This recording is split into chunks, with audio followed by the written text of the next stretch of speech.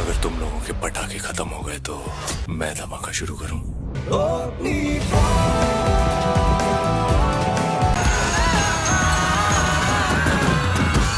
তাহলে 10 বছর পর রিলিজ হতে চলেছে শাকিব খান অভিনীত অপারেশন অগ্নিপথ। এই সিনেমা সম্পর্কে অসাধারণ কিছু আপডেট জানাবো। অন্যদিকে কামাল হাসান এন্ড রজনীকান্তের আপকামিং সিনেমা কে পরিচালনা করবে সেটাও জানাবো।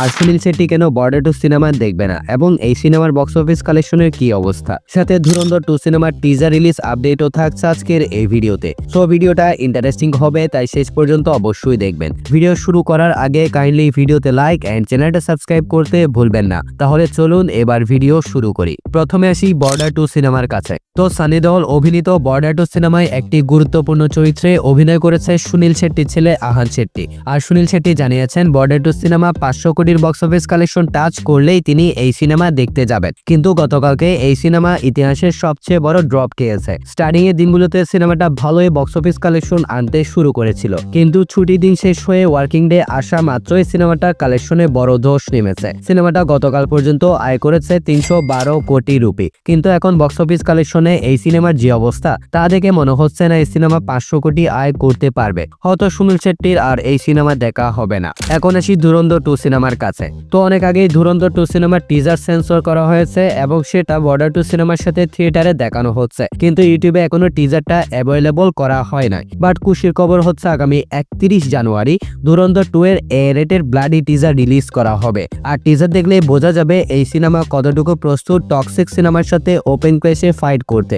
আর হ্যাঁ, ধুরন্ধর পার্ট 1 কিন্তু ওটিটি চলে এসেছে, যারা দেখতে ইন্টারেস্টেড তারা অবশ্যই দেখতে পারেন। এখন আসি রজনীকান্ত আর কামাল হাসানের আপকামিং সিনেমার কাছে। সো যেমনটা অনেক আগে থেকে শোনা যাচ্ছিল রজনীকান্ত এবং কামাল হাসানকে একটা হাই অকটেন গ্যাংস্টার সিনেমায় একসাথে দেখা যাবে এবং সেই সিনেমায় পরিচালক হিসেবে সিদ্ধান্ত নেওয়া হয়েছিল লোকেশ কানাগরাজকে, কিন্তু ব্যাটে বলে না মেলার কারণে লোকেশ এই প্রজেক্ট থেকে সরে দাঁড়ায়। রাইট নাও এখন একটা এক্সক্লুসিভ বাজ দেখা যাচ্ছে যেখানে বলা হচ্ছে রজনীকান্ত এবং কামাল হাসানের আপকামিং এই সিনেমাটা পরিচালনা করবে নেলসন দিলীপ কুমার, যিনি বর্তমানে রজনীকান্তের সাথে জেলার 2 সিনেমা নির্মাণ করছেন। এরপর জুনিয়র এনটিআর এর সাথে একটা প্যান ইন্ডিয়ান প্রজেক্টের কাজ শেষ করার পর নেলসন এই প্রজেক্টটা নিয়ে কাজ শুরু করবে। এখন আসি অপারেশন অগ্নিপথ সিনেমার কাছে। অপারেশন অগ্নিপথ ঢালিউডের জন্য একটা বড় আক্ষেপের নাম। প্রায় 1 দশক আগে যখন সিনেমাটার ট্রেলার এসেছিল তখন দর্শকদের মাঝে বিশাল এক্সপেকটেশন তৈরি হয়েছিল এই সিনেমাটা নিয়ে। এত বড় স্কেলে স্পাই দাচের হাই অকটেন অ্যাকশন সিনেমার সেটআপ তখন বাংলাদেশের জন্য একদম নতুন ছিল। সত্যি বলতে এখনো পর্যন্ত ওই লেভেলের প্রপার স্পাই অ্যাকশন সিনেমা আমাদের ইন্ডাস্ট্রিতে খুব একটা দেখা যায়নি। এমনকি এই সিনেমার মাধ্যমে প্রথমবারের মতন আমাদের বাংলা সিনেমায় এক্সোটিক ল্যাম্বরগিনি কার ব্যবহার করা হয়েছিল।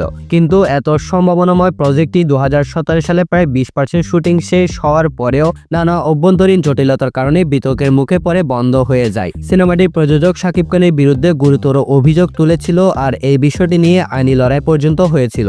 পরবর্তী সময়ে দুই পক্ষ থেকে বিষয়টি নিয়ে পাল্টা আইনি পদক্ষেপ নেওয়ার ঘটনা সামনে আসে। যদিও পরবর্তী সময়ে সেই প্রডিউসার শাকিব খানের কাছে মাফ চেয়েছিলেন। তবে খুশির খবর হচ্ছে দীর্ঘ 10 বছর পর আবারও এই প্রজেক্টের কাজ নতুনভাবে শুরু হতে যাচ্ছে। নায়ক হিসেবে সিনেমাটাই শাকিব খানই থাকছেন। জানা গেছে এপ্রিল থেকে শুরু হবে এই সিনেমার শুটিং, যা মে মাস পর্যন্ত চলবে ব্যাংককে। নায়িকা হিসেবে শিবা আলী খানের পাশাপাশি কলকাতা থেকে নতুন একজন নায়িকা যুক্ত হওয়ার কথা রয়েছে। এই প্রজেক্টে কাজ করতে বাড়তি 1.5 কোটি টাকা পারিশ্রমিক চার্জ করছেন মেগাস্টার শাকিব খান। যদি সত্যি আবার কাজ শুরু হয় এবং পরিকল্পনা অনুযায়ী শেষ করা যায় তাহলে এটা ঢালিউডের জন্য একটা নতুন মাইলফলক সৃষ্টি করতে পারবে, কারণ এই ধরনের বড় স্কেলে স্পাই অ্যাকশন জনরার সিনেমা এখনো আমাদের ইন্ডাস্ট্রিতে নেই বললেই চলে। তাই এই সিনেমা নিয়ে দর্শকের আগ্রহ এখনো কমেনি। সব ঠিকঠাক ভাবে শেষ করে স্মার্ট রিলিজ প্ল্যান নিয়ে আসতে পারলে এটা সহজে বড় সাফল্যে পরিণত হবে। এখন শুধু চাওয়া আর যেন কোনো ঝামেলা না হয়, একটানা শুটিং শেষ হয়ে পর্দায় আসুক সিনেমাটা। তো আপনাদের কি মনে হয় 10 বছর পর এসে এই সিনেমাটা কি আগের সেই টোন ধরে রেখে আরো নতুন আপগ্রেডেশনের মাধ্যমে কাজ শেষ করতে পারবে,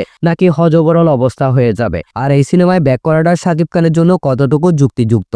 অবশ্যই আপনার মতামত কমেন্টে জানাতে ভুলবেন না। তবে পার্সোনালি এই সিনেমা দেখার জন্য তো ভাই আমি অনেক বেশি এক্সাইটেড। আর একটা এক্সট্রা আপডেট দিয়ে রাখি, আগামীকাল দুপুর 12টায় আসতে পারে মেগাস্টার শাকিব খান অভিনীত প্রিন্স সিনেমার ফার্স্ট লুক। সো গাইস, এটাই ছিল আজকের ভিডিওর আপডেট। ভিডিওটা ভালো লাগলে ভিডিওতে লাইক এন্ড চ্যানেলটা সাবস্ক্রাইব করতে ভুলবেন না। তাহলে দেখা হচ্ছে পরবর্তী আরো একটি ভিডিওতে। ততক্ষণ ভালো থাকবেন, সুস্থ থাকবেন, টেক কেয়ার, আল্লাহ হাফিজ।